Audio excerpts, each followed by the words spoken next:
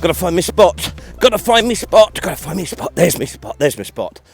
Hey there, you guys. Welcome to another vlog, the Roman Gazette. And it's actually our winter festival special.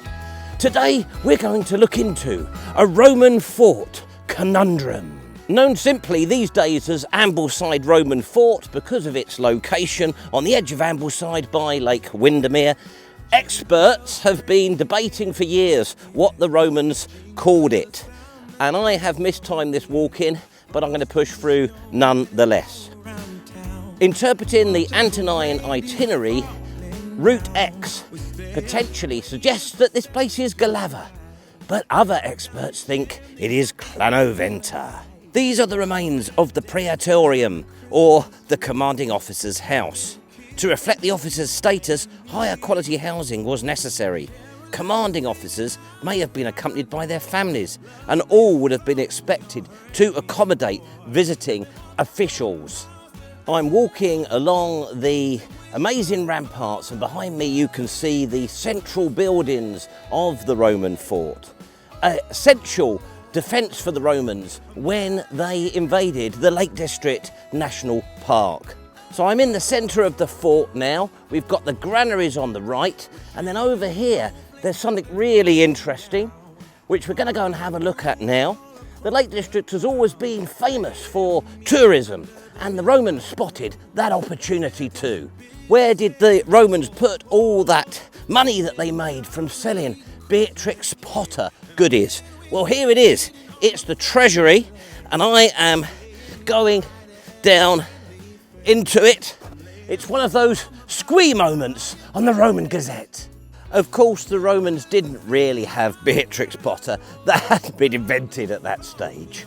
I don't know if you're aware, but us YouTubers know exactly how much of our content you watch.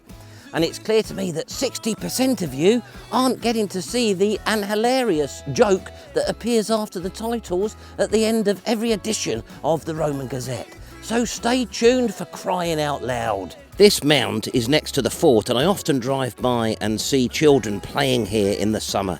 And I like to imagine that the Roman children from the Vicus did the same thing. This is the granary. Nice buttresses. I don't really know where I'm going with the whole naming conundrum thing with this vlog. I just won't mention it again. 60% of them won't be watching by this stage anyway. I've also pretty much forgotten about the whole winter festival thing as well.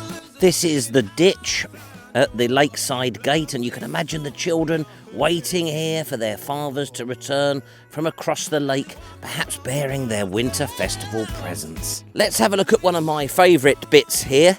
This is the gateway to the lakeside approach of the fort, and if you look carefully you can see the round gate posts where the gates used to swing open. Originally built in the 1st century with turf and timber, it was replaced in the 2nd century with a substantial stone structure. I'm stood on the foundations of the angle tower facing the lake side. But it wasn't always effective in its defences. A gravestone found nearby commemorates the death of one Flavius Romanus, who was killed by the enemy. Now, who were the enemy?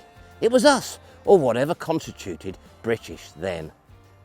Behind me there is the Porta Praetoria, the main gate. And with that, we come to the end of our tour of Ambleside Roman Fort. It just leaves me to thank you all for your support of WC21 UK Productions Limited in 2022.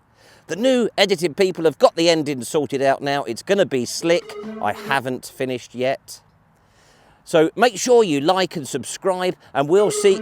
I still haven't finished. And we'll see you next Sunday for more from the Roman Gazette. Why did Roman men always find it so difficult to stay with their partner? Because their ex was always a 10.